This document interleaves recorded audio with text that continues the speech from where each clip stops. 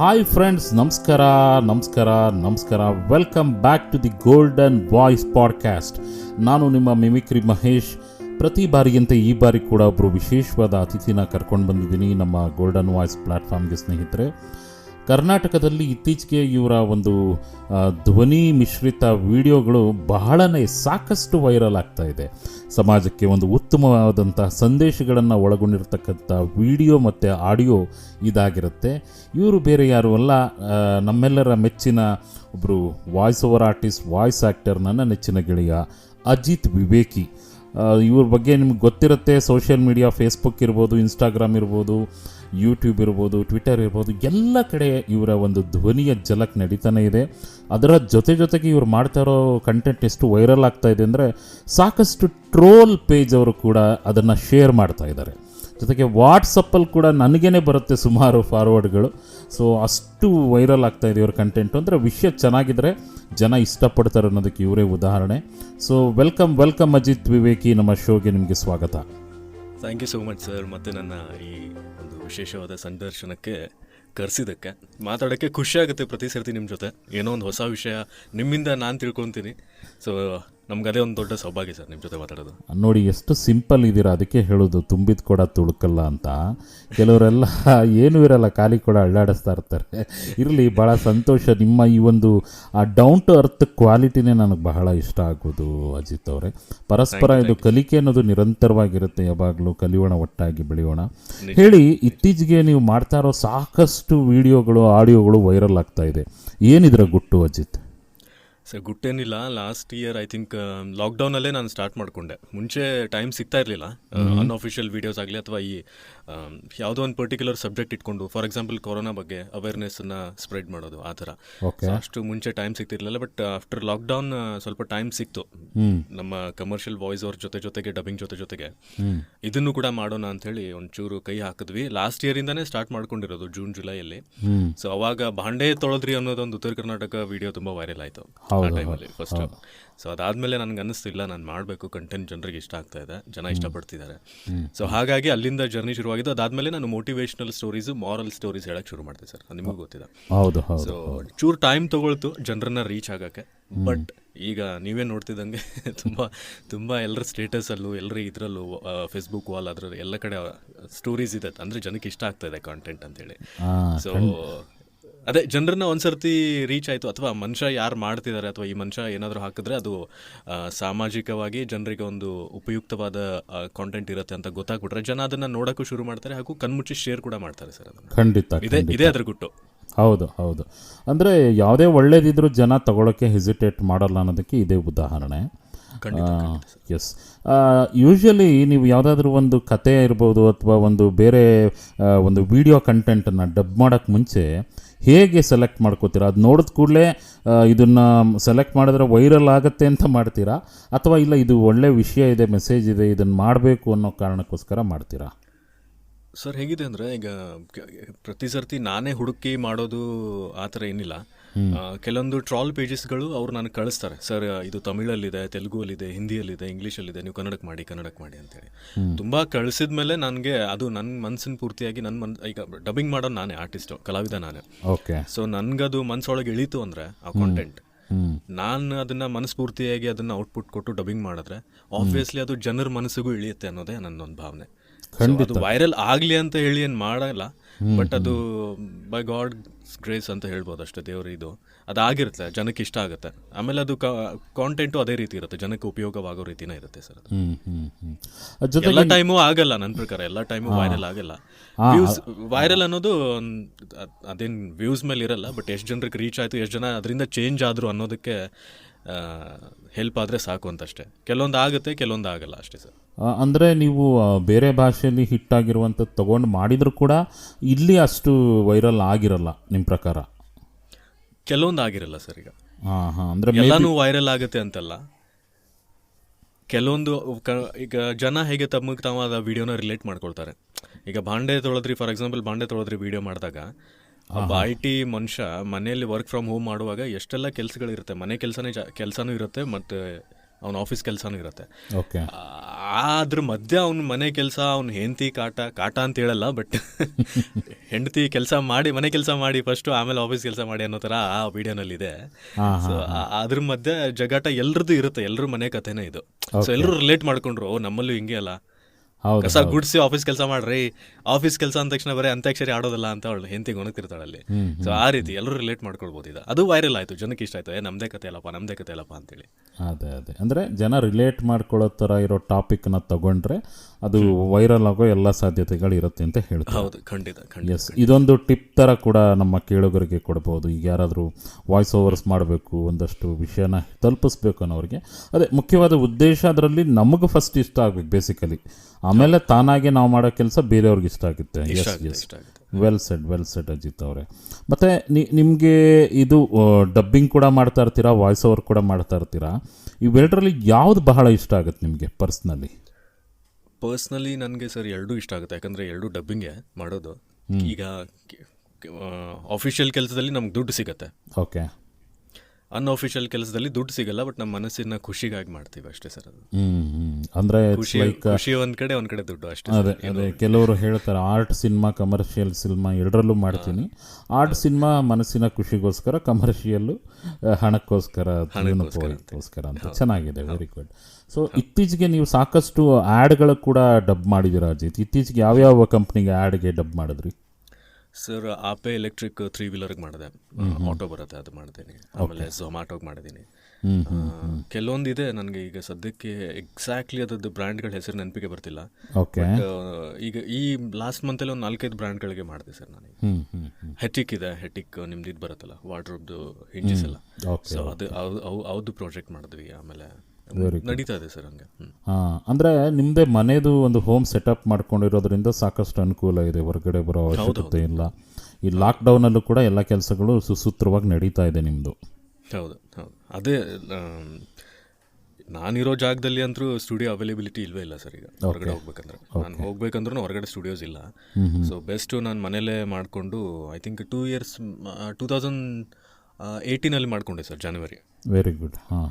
So ಒಂದು ನಾನು ಖರ್ಚು ಅದೇ ಆವಾಗಲೇ ಬಂದುಬಿಡ್ತದು, ಸ್ಟುಡಿಯೋ ಮಾಡ್ಕೊಂಡಿರೋ ಖರ್ಚು. ಸೂಪರ್. ಸೊ ಆವಾಗಲೇ ಒಂದು 60-70 ಸಾವಿರ ಬಂದುಬಿಡ್ತದು. ಅಂದರೆ ನೀವು ಸ್ಟುಡಿಯೋ ಮಾಡುವಾಗ ನಿಮ್ಗೆ ಆ ಥರದೊಂದು ಅಂದಾಜಿತ್ತ, ನಾನು ಖಂಡಿತ ಗೆಲ್ತೀನಿ, ಈ ಸ್ಟುಡಿಯೋಗೆ ಇನ್ವೆಸ್ಟ್ಮೆಂಟ್ ಅಂತ ಇರುತ್ತೆ ಒಂದಷ್ಟು ಬೇಸಿಕಲಿ ಅಲ್ವಾ? ಸೊ ಅದು ನಂಬಿಕೆ, ಅದು ವಾಯ್ಸ್ ಮೇಲೆ ಇದೋ ಒಂದು ನಂಬಿಕೆ ಸರ್, ಅಷ್ಟೇ. ಓಕೆ. ಅಂದರೆ ನೀವು ಸ್ಟುಡಿಯೋ ಮಾಡೋಕ್ಕೆ ಮುಂಚೆ ಕೆಲಸ ಬಿಟ್ಟಿದ್ರಿ, ಮುಂಚೆ ಜಿ ಕನ್ನಡದಲ್ಲಿ ವರ್ಕ್ ಮಾಡ್ತಿದ್ರಿ, ನನಗೆ ಗೊತ್ತಿದೆ. ಆ ಸ್ಟ್ರಗಲಿಂಗ್ ಡೇಸ್ ಎಲ್ಲ ಬೇಸರ ಪಟ್ಕೊಂಡು ಊರ ಕಡೆ ಹೋಗ್ಬಿಟ್ರಿ. ಆವಾಗ ನಿಮ್ಗೆ ಅನಿಸ್ತಾ ನಾನು ಮಾಡಿಕೊಂಡ್ರೆ ಖಂಡಿತ ಗೆಲ್ತೀನಿ ಅಂತ ಅನಿಸುತ್ತಾ? ನಂಬಿಕೆ ಒಂದು ಕಡೆ ಓಕೆ, ಅಕಸ್ಮಾತ್ ಇನ್ವೆಸ್ಟ್ಮೆಂಟ್ ಅಷ್ಟು ಹಾಕಿ ವರ್ಕ್ ಬಂದಿಲ್ಲ ಅಂದರೆ ಹೆಂಗೆ ಸರ್ವೈವ್ ಆಗೋದು? ಕೆಲವರಿಗೆ ಪಾಪ ಅಷ್ಟು ಇನ್ವೆಸ್ಟ್ಮೆಂಟ್ ಮಾಡೋಕ್ಕೆ ಹಣ ಇರಲ್ಲ. ಈಗ ನಮ್ಮ ಕೇಳುಗರು ಅಥವಾ ನೋಡ್ತಾ ಇರೋರು ಯೂಟ್ಯೂಬಲ್ಲಿ ಇದನ್ನು, ಅವ್ರಿಗೆ ಆ ಥರದೊಂದು ಡೌಟ್ ಇರುತ್ತೆ, ಆರ್ಥಿಕ ಪರಿಸ್ಥಿತಿ ಅಷ್ಟು ಸರಿ ಇಲ್ಲ ಆಫ್ಟರ್ ಕೋವಿಡ್-19 ಸುಮಾರು ಜನಕ್ಕೆ. ಅವ್ರಿಗೇನು ಕಿವಿ ಮಾತು ಹೇಳ್ತೀರಾ ನೀವು? ಸರಿ, ಬೆಸ್ಟ್ ಎಕ್ಸಾಂಪಲ್ ನಂದೇ ಹೇಳಬೇಕು ಅಂದರೆ, ನಾನು ಬೆಂಗಳೂರು ಬಿಟ್ಟು ಬಂದಾಗ ನಾನು ರೂಮ್ ಖಾಲಿ ಮಾಡಿರಲಿಲ್ಲ ಅಲ್ಲಿ, ಹಾಗೆ ರೆಂಟ್ ತುಂಬ್ತಾ ಇದ್ದೆ. ಸೊ ಆ ಟೈಮಲ್ಲಿ ಕ್ಲೈಂಟ್ಸು ಅಷ್ಟು ಇರಲಿಲ್ಲ ನನಗೆ. ಸೊ ತಿಂಗಳಿಗೆ ನಾನು ಎಷ್ಟು ಮಾಡ್ತಿದ್ದೆ ಅಂದರೆ ಒಂದು 5,000-6,000 ರೂಪಾಯಿ ಸಿಗ್ತಾಯಿತ್ತು ಸರ್ ನನಗೆ ಒಂದು ತಿಂಗಳಿಗೆ, ವಾಯ್ಸ್ ಓವರ್ಸ್ ಮಾಡಿದ್ರೆ. ಅದು ನಾನಲ್ಲಿ ಬಾಡಿಗೆ ಕಟ್ತಾಯಿದ್ದೆ 6,000. ಅದು ಯೂಸ್ ಆಗ್ತಿರ್ಲಿಲ್ಲ ನನಗೆ, ಬಾಡಿಗೆ ಕೊಡಬೇಕಿತ್ತು. ಸೊ ಸುಮ್ಮನೆ ಹಾಗೆ ಒಂದು 6-7 ತಿಂಗಳು ಬಾಡಿಗೆ ಕಟ್ಟಿದೆ, ಯಾಕಂದರೆ ಮತ್ತೆ ಡಬ್ಬಿಂಗ್ ಬರುತ್ತೆ ಅನ್ನೋ ಒಂದು ಇದರಲ್ಲಿ. ಆ ಟೈಮಲ್ಲಿ ಇರಲಿಲ್ಲ ಡಬ್ಬಿಂಗ್ ಮೇನ್ ಸ್ಟ್ರೀಮು, ನಾನು ಊರು ಬಿಟ್ಟಾಗ. ಸೊ ಬರುತ್ತೆ ಅನ್ನೋ ಒಂದು ಇದರಲ್ಲಿ ನಾನಿದ್ದೆ.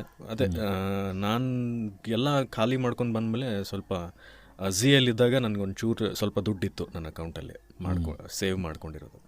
ಇಲ್ಲ, ಈ ದುಡ್ಡು ಇಟ್ಕೊಂಡು ಕೂತ್ಕೊಂಡ್ರೆ ಉಪಯೋಗ ಆಗಲ್ಲ, ಸ್ವಲ್ಪ ಇದನ್ನು ಯೂಸ್ ಮಾಡ್ಕೊಳ್ಬೇಕು ಅಂಥೇಳಿ ಅದನ್ನು ಈ ಮೈಕು, ಸ್ವಲ್ಪ ಚೆನ್ನಾಗಿರೋ ಮೈಕು, ರೋಡ್ ಮೈಕು, ಆಮೇಲೆ ಈ ಅಕೌಸ್ಟಿಕ್ಸು ವಾಲ್ಗೆಲ್ಲ ಹಾಕಿ ಸ್ವಲ್ಪ ಪ್ಯಾನೆಲ್ಸ್ ಎಲ್ಲ ಹಾಕಿಬಿಟ್ಟು ಖರ್ಚು ಮಾಡಿದ್ರಿಂದ ಅದು ಯೂಸ್ ಆಯಿತು ಸರ್. ಅದು ಆಗುತ್ತೆ ಅಂತ ಗೊತ್ತಿತ್ತು. ಓಕೆ, ಅದಾಗೆ ಆಯಿತು. ಅಂದರೆ ಅದೇ ಫೀಲ್ಡ್ ಗಿಡಕ್ಕೆ ಮುಂಚೆ ಎಲ್ಲ ಶಸ್ತ್ರಾಸ್ತ್ರಗಳನ್ನ ರೆಡಿ ಮಾಡ್ಕೊಂಡಿದ್ವಿ ಅಷ್ಟೇ, ಯುದ್ಧಕ್ಕೆ ನಿಂತಾಗ. ಕರೆಕ್ಟ್. ಯಾ, ಜೊತೆಗೆ ನೀವು ಸಾಕಷ್ಟು ಇತ್ತೀಚೆಗೆ ಕತೆಗಳು ಓದೋದು ಬಹಳ ಇಷ್ಟ ಆಗ್ತಾ ಇದೆ, ಜನಗಳಿಗೆ ವೈರಲ್ ಆಗ್ತಾ ಇದೆ. ಆ ಕತೆಗಳು ಎಲ್ಲವನ್ನು ಬೇರೆ ಭಾಷೆಯಿಂದನೇ ತಗೊಂಡಿರ್ತೀರಾ ಅಥವಾ ನಮ್ಮ ಭಾಷೆದು ಕೆಲವೊಂದು ನಾನು ನೋಡಿದ್ದೆ, ಅದನ್ನು ಹೇಗೆ ಆಯ್ಕೆ ಮಾಡ್ಕೋತೀರಾ? ಜೊತೆಗೆ ಆ ಕತೆಗಾರರು ಏನಾದರೂ ನಿಮಗೆ ಯಾವಾಗಾದರೂ ಎರಡು ಥರನೂ ಹೇಳ್ಬೋದು, ಇಲ್ಲಿ ಪ್ಲಸ್ ಆ್ಯಂಡ್ ಮೈನಸ್ ಥರ. ಕೆಲವರು ಪಾಸಿಟಿವ್ ಆಗಿ ತಗೋತಾರೆ, ಎನಿವೇಸ್ ನನ್ನ ಕತೆ ಚೆನ್ನಾಗಿ ಹೋಗ್ತಾ ಇದೆ, ವೈರಲ್ ಆಗ್ತಾ ಇದೆ ಅಂತ. ಇನ್ನು ಕೆಲವರು ನೆಗೆಟಿವ್ ಆಗಿ ತೊಗೊಂಡು ನಮ್ಮ ಪರ್ಮಿಷನ್ ಇಲ್ಲದೆ ಮಾಡಿದ್ದೀರಾ, ಆ ಥರದ್ದು ಏನಾದ್ರು ಇದೆಯಾ ಅಥವಾ ನೀವು ಪರ್ಮಿಷನ್ ತೊಗೊಂಡು ಮಾಡ್ತೀರಾ? ಸರ್, ನಾನು ಎಲ್ಲ ಕತೆಗಳು ನೀವು ನೋಡಿದ್ರೆ ಅದು ಎಲ್ಲೂ ಲಿಖಿತ ರೂಪದಲ್ಲಿ ಇಲ್ಲ, ಯಾರು ಬರ್ದಿದ್ದಾರೆ ಅನ್ನೋದೇ ಗೊತ್ತಿಲ್ಲ. ಓಕೆ, ಮಾರಲ್ ಸ್ಟೋರೀಸ್ ಏನಿದೆ ಅದು ಯಾರು ಬರ್ದಿದ್ದಾರೆ ಅಂತ ಗೊತ್ತಿಲ್ಲ, ಸುಮ್ಮನೆ ಕಟ್ಟು ಕತೆಗಳವೆಲ್ಲ. ಜನರಿಗೆ ಒಂದು ಮಾರಲ್ ಕೊಡಬೇಕು ಅಂತೇಳಿ, ಸಂದೇಶ ಕೊಡಬೇಕು ಅಂತೇಳಿ. ನನ್ನ ಜಾಸ್ತಿ ಕತೆ ದೇವ್ರ ಮೇಲೆ, ನಂಬಿಕೆ ಮೇಲೆ, ತಂದೆ ತಾಯಿಗಳ ಮೇಲೆ, ಈ ಥರ ಕತೆಗಳಿದೆ ಸರ್ ನನಗೆ.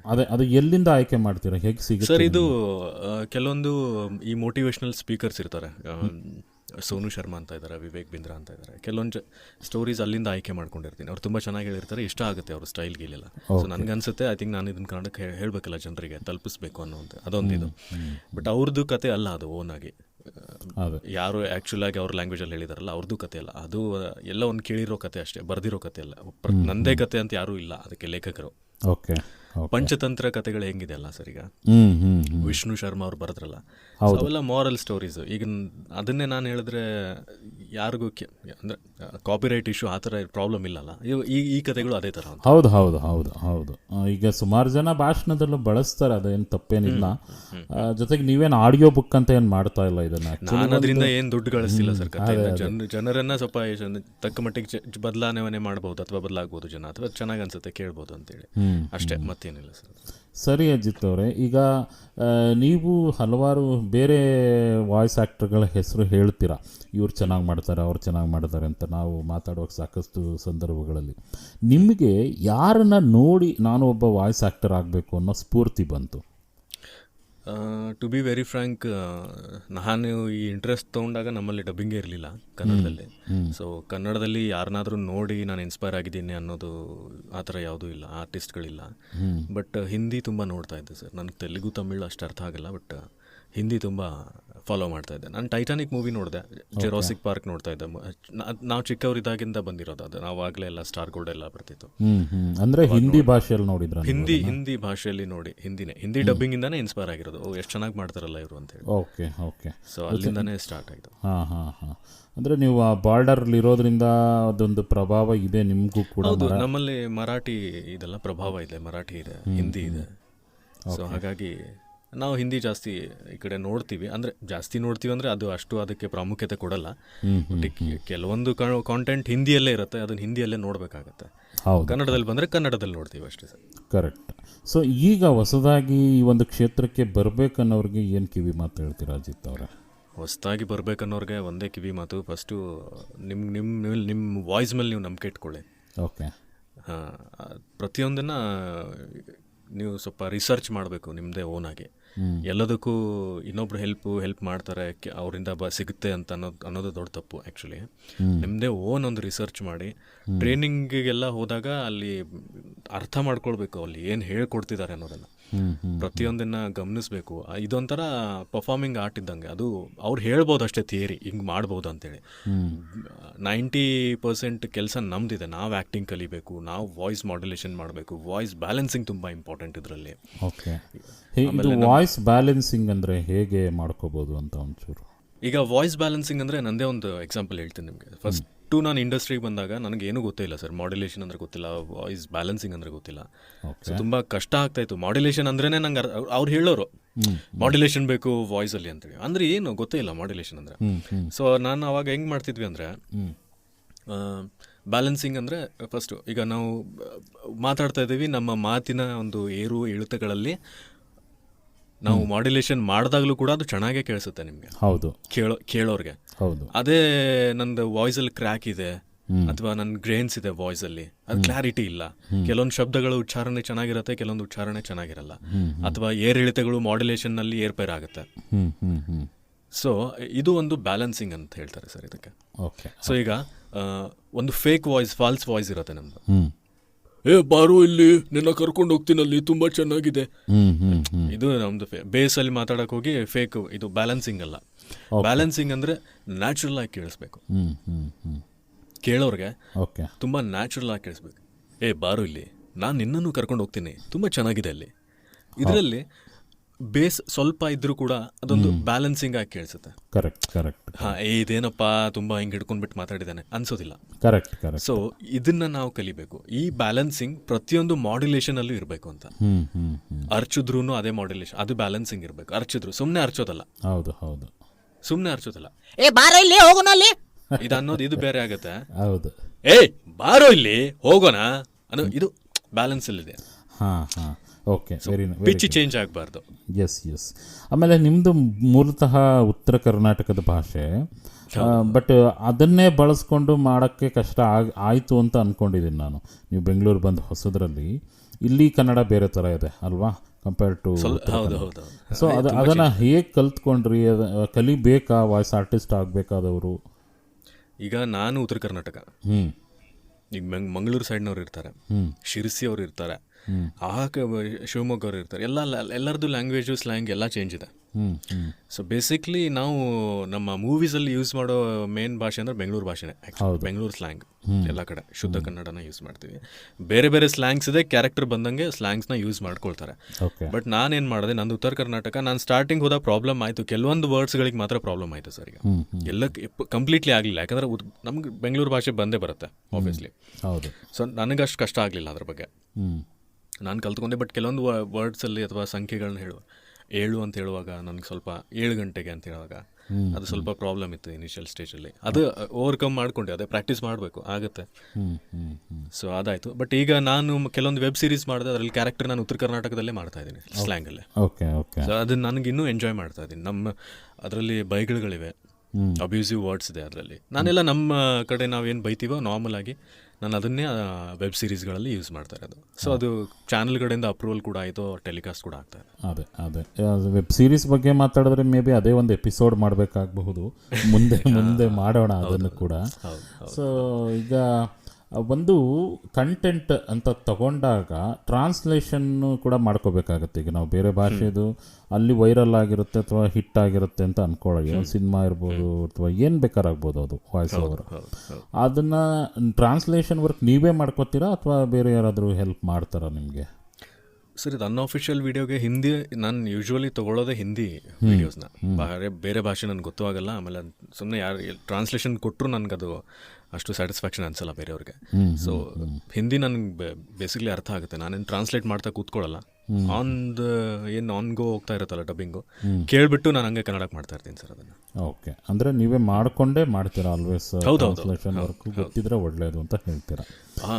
ಭಾಷೆ ಎಷ್ಟು ನಿಮಗೆ ಗೊತ್ತಿರುತ್ತಲ್ಲ, ಈ ಫೀಲ್ಡಲ್ಲಿ ಹೇಳ್ತಿರೋದು, ನಿಮಗೆ ಭಾಷಾ ಜ್ಞಾನ ಎಷ್ಟಿರುತ್ತೆ, ಕನ್ನಡ ಆಗಲಿ, ತಮಿಳ್ ಆಗಲಿ, ತೆಲುಗು ಆಗಲಿ, ಮಲಯಾಳಂ ಯಾವುದೇ ಇರಲಿ, ಮರಾಠಿ, ಹಿಂದಿ, ಗುಜರಾತಿ, ಬೆಂಗಾಲಿ, ಸೊ ಯಾವುದೇ ಇದ್ರೂ ನಿಮ್ಗೆ ಎಷ್ಟು ಭಾಷೆ ಬಂದ್ರೂ ಕಡಿಮೆ, ಎಷ್ಟು ಬರುತ್ತೆ ಅಷ್ಟು ಒಳ್ಳೆಯದು ಈ ಫೀಲ್ಡಲ್ಲಿ.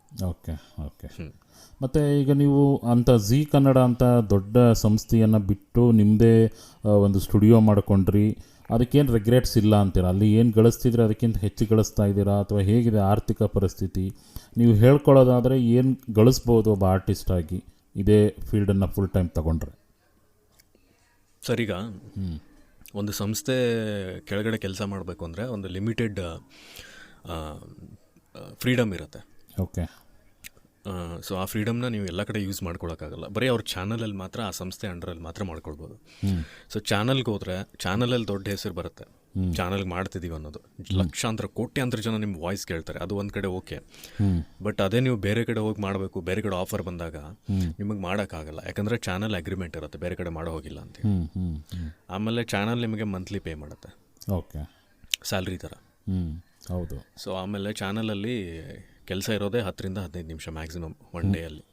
ಸೊ ನೀವು 8 ರಿಂದ 9 ಗಂಟೆಗಳು ಅಲ್ಲಿ ಕೂತ್ಕೋಬೇಕು ಸುಮ್ಮನೆ. ಓಕೆ.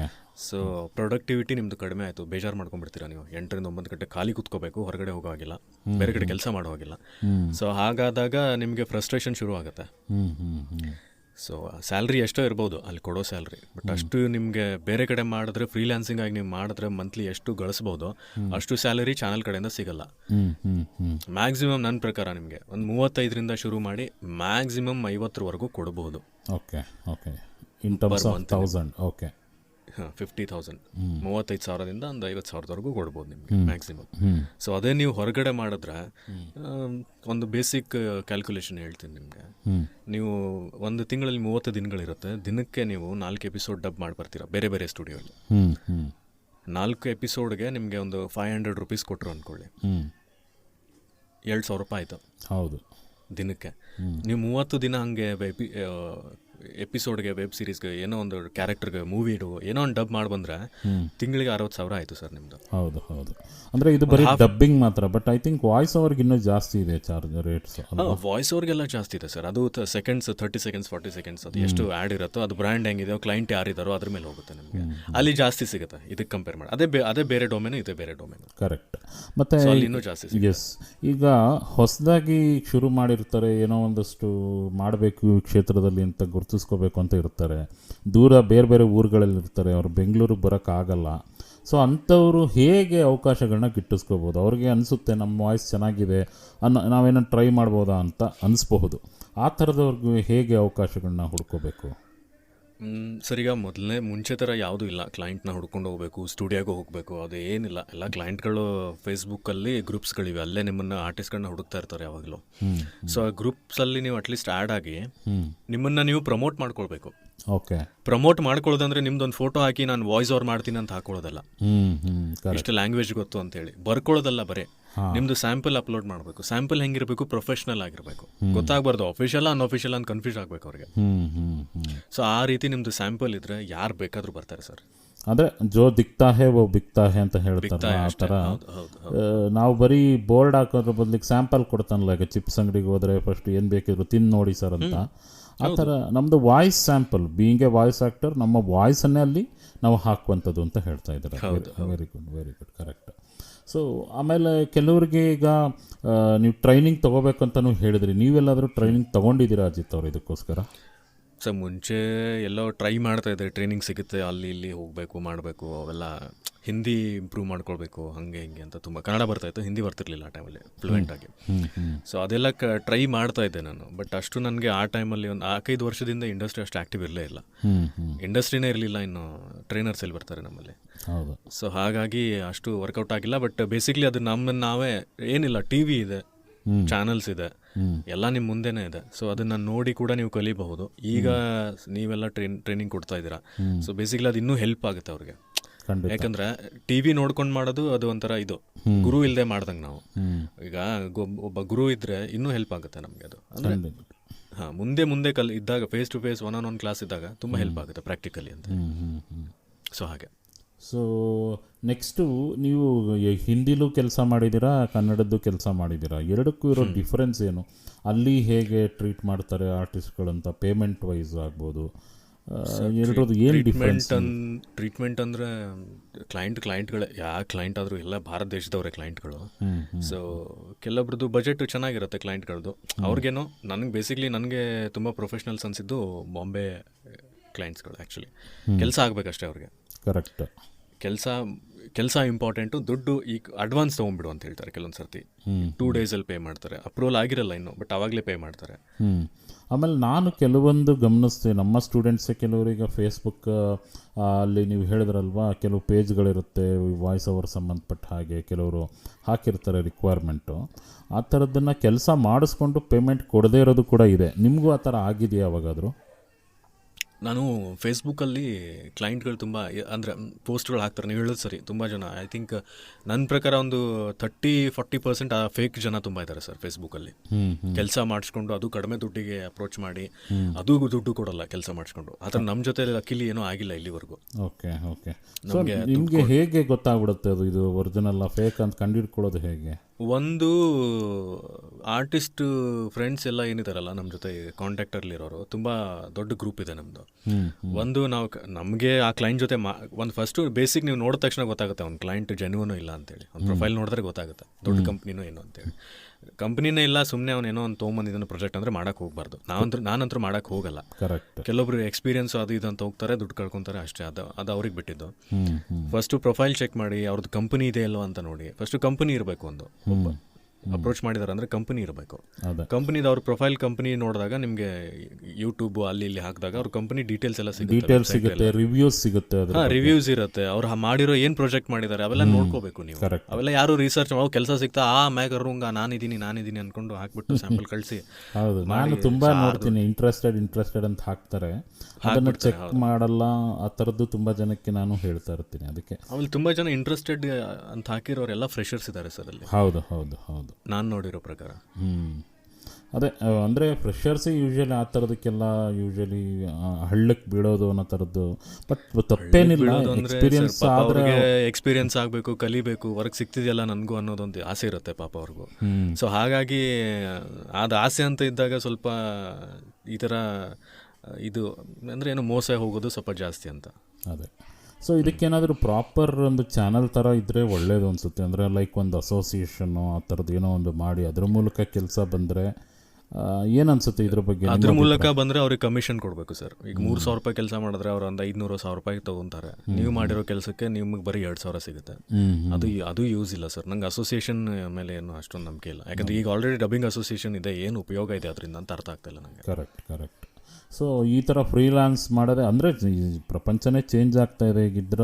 ಅದರಲ್ಲೂ ಆಫ್ಟರ್ ಕೋವಿಡ್-19 ಅಂತೂ ತುಂಬ ವಿಷಯಗಳೆಲ್ಲ ಔಟ್ಡೇಟೆಡ್ ಅಂತ ಅನ್ನಿಸ್ತಾ ಇದೆ. ಆಮೇಲೆ ನೀವು ಪ್ರತಿದಿನ ಏನು ಹೊಸದಾಗಿ ಏನಾದ್ರು ಕಲಿತಾ ಇರ್ತೀರಾ, ಅಪ್ಡೇಟ್ ಆಗ್ತಾ ಇರ್ತೀರಾ, ಅದ್ರ ಬಗ್ಗೆ ಹೇಳಿ ಅಜಿತ್. ಸರ್, ಕಲಿಯೋದು ಅಂದರೆ ಅಪ್ಡೇಟ್ ಆಗೋದು, ನಮ್ಮ ಸ್ಕಿಲ್ಸ್ನ ಅಪ್ಡೇಟ್ ಮಾಡ್ಕೊಳ್ಬೇಕಷ್ಟೇ. ಯಾಕಂದರೆ ಈಗ ನಾವು ತುಂಬ ವರ್ಷಗಳಿಂದ ಒಂದು ಥರ ವಾಯ್ಸ್ನ ಕೊಡ್ತಾ ಇರ್ತೀವಿ. ಸೊ ಜನಕ್ಕೆ ರಿಜಿಸ್ಟರ್ ಆಗಿರುತ್ತೆ ನಮ್ಮ ವಾಯ್ಸ್ ಹಿಂಗಿದೆ ಅಂತೇಳಿ. ಆಮೇಲೆ ಕ್ಲೈಂಟ್ಗಳಿಗೆ ರಿಜಿಸ್ಟರ್ ಆಗಿರುತ್ತೆ. ಕನ್ನಡ ಬೇಸ್ ವಾಯ್ಸ್ ಸ್ವಲ್ಪ ಚೆನ್ನಾಗಿರೋ ವಾಯ್ಸು ಹಂಗೆ ಹಿಂಗೆ ಅಂದ ತಕ್ಷಣ ಅಜಿತ್ ವಿವೇಕ್ ಏನೋ ತಲೆಯಲ್ಲಿ ಬರ್ಬೋದು. ಬಟ್ ಏನಾಗುತ್ತೆ, ಸ್ವಲ್ಪ ವರ್ಷಗಳಾದ ನಂತರ ಅದು ಇಲ್ಲ, ಅದೊಂಥರ ಕೇಳಿ ಬೇಜಾರಾಗ್ಬಿಡುತ್ತೆ ಅನ್ಸೋ ಥರ ಆಗ್ಬಿಡುತ್ತೆ. ಮೊನೋಟನಸ್ ಆಗ್ಬಿಡುತ್ತೆ, ಅದೇ ಒಂಥರ ಅನ್ಸ್ಬಿಡುತ್ತೆ. ಬಟ್ ಅದಕ್ಕೆ ನಾವೇನು ಮಾಡ್ಕೊಂಡ್ವಿ, ನಾನೇನು ಮಾಡ್ತೀನಿ ಪ್ರತಿ ಸರ್ತಿ ಅಂದರೆ, ಯಾವಾಗಲೂ ಏನೋ ಒಂದು ಹೊಸ ಆ್ಯಡ್ ಕಮರ್ಷಿಯಲ್ ಬಂತು ಅಂದರೆ ಹಿಂದಿಯಲ್ಲಿ ಏನೋ ಒಂದು ರೆಫರೆನ್ಸ್ ಇರುತ್ತೆ ಇಂಗ್ಲೀಷಲ್ಲಿ, ಪಕ್ಕ ಅದಕ್ಕೆ ಮ್ಯಾಚ್ ಮಾಡಬೇಕು. ನಮ್ಮ ವಾಯ್ಸ್ನ ಬಿಟ್ಟಾಕಿ ನೀವು, ನಮ್ಮ ವಾಯ್ಸ್ ಯೂಸ್ ಮಾಡೋದೇ ಬೇಡ, ಅದಕ್ಕೆ ಹಿಂದಿಗೆ ಮ್ಯಾಚ್ ಮಾಡಿಬಿಡಿ. ಈಗ ನಂಗೆ ಸ್ಯಾವ್ಲಾನು ಆ್ಯಡ್ ಮಾಡಿದೆ, ಆಮೇಲೆ ಲೀಬೇರ್ ಮಾಡಿದೆ. ಸೊ ಅದೊಂಥರ ಡಿಫ್ರೆಂಟ್ ಆಗಿತ್ತು. ಕೆಲವೊಂದು ಜನಕ್ಕೆ ನಂದೇ ವಾಯ್ಸ್ ಅಂತ ಗೊತ್ತಾಗಲಿಲ್ಲ. ಸೊ ಹಂಗಿರಬೇಕು ಅಂತ, ವರ್ಸಟೈಲಿಟಿ ಇರಬೇಕು ಅಂತ ವಾಯ್ಸಸಲ್ಲಿ. ಬರೀ ಒಂದೇ ಥರ. ಈಗ ಕೆಲವೊಂದು ಜನ ಇದ್ದಾರೆ ನಮ್ಮ ಇಂಡಸ್ಟ್ರಿಯಲ್ಲಿ, ಅವ್ರು ಏನು ಕೊಟ್ಟರು ಒಂದೇ ಥರ ಮಾಡ್ತಾರೆ. ಆ ಮೊನಾಟನಿ ಬ್ರೇಕ್ ಮಾಡಿದಷ್ಟು ನಮ್ಗೆ ಅವಕಾಶಗಳು ಜಾಸ್ತಿ ಸರ್. ಇಲ್ಲಾಂದರೆ ಬೋರ್ ಆಗಿಬಿಡುತ್ತೆ. ತುಂಬ ಜನರ ವಾಯ್ಸಸ್ಗಳು, ಒಳ್ಳೆ ಆರ್ಟಿಸ್ಟ್ಗಳ ವಾಯ್ಸಸ್ಗಳು ಬೋರ್ ಆಗಿಬಿಟ್ಟಿದೆ. ಕ್ಲೈಂಟ್ ನಮ್ಮ ಮುಂದೆ ಹೇಳ್ತಾರೆ, ಅವ್ರದ್ದು ಬೇಡ, ಕೇಳಿ ನಮ್ಗೆ ಇದಾಗಿದೆ ಅಂತ ಹೇಳ್ತಾರೆ ಅವರು. ಎಷ್ಟೋ ಸರ್ತಿ ನಾವು ಹಾಗೆ ಆಗಿದೆ ನಮ್ಮ ಮುಂದೆ. ಅವ್ರದ್ದು ಬೇಡ ಅಂತಲೇ ನಮ್ಮ ಮುಂದೆ ಹೇಳಿರ್ತಾರೆ. ಎಸ್. ಸೊ ಅದೇ ಒಂದು ನಾನು ಯಾವಾಗಲೂ ಯೋಚನೆ ಮಾಡೋದು, ಇಲ್ಲ ಸ್ವಲ್ಪ ನಾನು ಏನಾದರೂ ಚೇಂಜಸ್ ಮಾಡ್ಕೊಳ್ಬೇಕು. ಒಂದೇ ಥರ ಹೋದರೆ ನಡೆಯಲ್ಲ, ಜನ ಎಕ್ಸೆಪ್ಟ್ ಮಾಡ್ಕೊಳ್ಳಲ್ಲ, ಕ್ಲೈಂಟ್ ಎಕ್ಸೆಪ್ಟ್ ಮಾಡ್ಕೊಳ್ಳಲ್ಲ. ಕಾಂಪಿಟೇಷನ್ ಜಾಸ್ತಿ ಆಯಿತು ಅಂದರೆ ನಿಮ್ಮ ಸ್ಕಿಲ್ಸ್ನ ನೀವು ಇಂಪ್ರೂವ್ ಮಾಡ್ಕೊಳ್ಳಬೇಕು. ಅದೇ ಹೇಳಿರೋದಲ್ವ, change is the only constant ಅಂತ. ಬದಲಾವಣೆ ಜಗದ ನಿಯಮ ಅಂತ ಶ್ರೀಕೃಷ್ಣ ಪರಮಾತ್ಮ ಆಗಲೇ ಹೇಳ್ಬಿಟ್ಟಿದ್ದಾರೆ. ಸೊ ಬಹಳ ಸಂತೋಷ ಆಯಿತು ಅಜಿತ್ ಅವರ ಇಷ್ಟೊತ್ತು ನಿಮ್ಮ ಜೊತೆ ಈ ಒಂದು ಪಾಡ್ಕ್ಯಾಸ್ಟಲ್ಲಿ ಮಾತಾಡೋಕ್ಕೆ ಇನ್ನೂ ತುಂಬ ಇದೆ. ಆದರೂ ನೋಡೋಣ. ಈ ಒಂದು ಇತ್ತೀಚೆಗೆ ನಿಮ್ಮದು ವೀಡಿಯೋಸ್ ಎಲ್ಲ ವೈರಲ್ ಆಗ್ತಾಯಿತ್ತು, ಸಾಕಷ್ಟು ಜನ ಕೇಳ್ತಾಯಿದ್ರು, ನಮ್ಮ ಸ್ಟೂಡೆಂಟ್ಸು ಕೇಳ್ತಾಯಿದ್ರು. ಹಾಗಾಗಿ ನಿಮ್ಮ ಬ್ಯುಸಿ ಸ್ಕೆಡ್ಯೂಲಲ್ಲೂ ಕೂಡ ಟೈಮ್ ಮಾಡಿಕೊಂಡು ನಮಗೊಂದು ಆನ್ಲೈನ್ ಮೂಲಕ ಈ ಒಂದು ಪಾಡ್ಕ್ಯಾಸ್ಟ್ಗೆ ಬಂದ್ರಿ, ಬಹಳ ಖುಷಿಯಾಯಿತು. ಸ್ನೇಹಿತರೆ, ಕೇಳಿದ್ರಲ್ಲ ಅಜಿತ್ ವಿವೇಕಿಯವರ ಮಾತುಗಳನ್ನ. ನಿಮ್ಗೆ ಏನೇ ಪ್ರಶ್ನೆಗಳಿದ್ರು ಕಮೆಂಟ್ ಮಾಡಿ ತಿಳಿಸಿ ನೀವು. ಸೊ ಮತ್ತೆ ಬೇಕಿದ್ದರೆ ಇನ್ನೂ ಒಂದು ಎಪಿಸೋಡ್ನ ತರ್ತೀನಿ ನಾನು. ಆ ಎಲ್ಲ ಪ್ರಶ್ನೆಗಳನ್ನ ಉತ್ತರಿಸೋಕ್ಕೆ ಅಜಿತ್ ಅವರು ರೆಡಿ ಇದ್ದಾರೆ. ಸೊ ನಿಮಗೆ ಇನ್ನೂ ಹೆಚ್ಚು ಧ್ವನಿ ಬಗ್ಗೆ ಕಲಿಯೋಕ್ಕೆ ಆಸಕ್ತಿ ಇದ್ದರೆ ನಮ್ಮ ಗೋಲ್ಡನ್ ವಾಯ್ಸ್ನ ಕೂಡ ತಾವು ಸಂಪರ್ಕ ಮಾಡ್ಬೋದು. ಅದರ ನಂಬರ್ ಕೂಡ ಇಲ್ಲಿ ಹಾಕಿರ್ತೀನಿ ಡಿಸ್ಕ್ರಿಪ್ಷನ್ಲಿ. ಕಡೆಯದಾಗಿ ಅಜಿತ್ ಅವರಿಗೆ ಏನು ಹೇಳ್ತೀರಾ ನಮ್ಮ ವೀಕ್ಷಕರಿಗೆ ಅಥವಾ ಕೇಳೋರಿಗೆ ಹೇಳೋದಿಷ್ಟೇ, ಯಾರಾದರೂ ವಾಯ್ಸ್ ಓವರ್ ಆರ್ಟಿಸ್ಟ್ ಆಗಬೇಕು ಅಂತ ಬಂದಾಗ ಅದೊಂದು ಕನಸಿರುತ್ತಲ್ಲ, ಅದೊಂದು ಹುಚ್ಚುತನ. ಅದು ಆ್ಯಕ್ಚುಲಿ ಆ ಹುಚ್ಚುತನ ನಿಮ್ಮಲ್ಲಿ ಇರಲಿ ಯಾವಾಗಲೂ ಅಂತೇಳಿ. ಆ ಹುಚ್ಚುತನ ನಿಮ್ಮಲ್ಲಿ ಇಲ್ಲ ಅಂದರೆ ಅದು ಬೇಗ ತಲೆಯಿಂದ ಇಳಿದೋಗುತ್ತೆ. ಆಸೆ, ಕನಸು, ಅದನ್ನ ಇಳಿಯಕ್ಕೆ ಬಿಡಬೇಡಿ. ಅದನ್ನು ತಲೆ ಮೇಲೆ ನೀವು ಏರಿಸ್ಕೊಂಡ್ರೆ ನೀವು ಇಂಡಸ್ಟ್ರಿಯಲ್ಲಿ ಟಾಪಲ್ಲಿ ಇರ್ತೀರ. ಎಸ್. ಕೇಳಿದ್ರಲ್ಲ ಸ್ನೇಹಿತರೆ, ಇದು ಅಜಿತ್ ಅವರ ಕಿವಿ ಮಾತುಗಳು ಮತ್ತು ಅವರ ಅನುಭವದ ಮಾತುಗಳು. ಸೊ ಇನ್ನು ಯಾವುದೇ ಥರದ ಪ್ರಶ್ನೆಗಳಿದ್ರೂ ದಯವಿಟ್ಟು ಕಮೆಂಟ್ ಮಾಡಿ ತಿಳಿಸಿ. ನಿಮ್ಮ ಸಹಕಾರ ಹೀಗೆ ಇರಲಿ ನಮ್ಮ ಗೋಲ್ಡನ್ ವಾಯ್ಸ್ ಮೇಲೆ. ಕೇಳ್ತಾ ಇರಿ ದಿ ಗೋಲ್ಡನ್ ವಾಯ್ಸ್ ಪಾಡ್ಕ್ಯಾಸ್ಟ್. ಮತ್ತೊಂದು ಎಪಿಸೋಡ್ನ ತೊಗೊಂಡು ಸದ್ಯದಲ್ಲೇ ಬರ್ತೀನಿ. ಅಲ್ಲಿವರೆಗೂ ಎಲ್ರಿಗೂ ಒಳ್ಳೆಯದಾಗಲಿ. ಎಲ್ಲರೂ ಮನೇಲೇ ಇರಿ, ಸೇಫಾಗಿರಿ. ಆದಷ್ಟು ಬೇಗ ಕರೋನಾ ನಮ್ಮನ್ನೆಲ್ಲ ಬಿಟ್ಟು ಹೋಗಲಿ. ವ್ಯಾಕ್ಸಿನೇಷನ್ ತೊಗೊಳ್ಳಿ. ನಾನು ಕೂಡ ರಿಜಿಸ್ಟರ್ ಮಾಡಿಸಿದ್ದೀನಿ, ತೊಗೋತಾ ಇದ್ದೀನಿ. ಎಲ್ರಿಗೂ ಒಳ್ಳೆಯದಾಗಲಿ. ಸರ್ವೇ ಜನೋ ಸುಖಿನೋ ಭವಂತು. ಧನ್ಯವಾದಗಳು ಅಜಿತ್ ಅವರೇ. Thank you so much sir, thank you so much.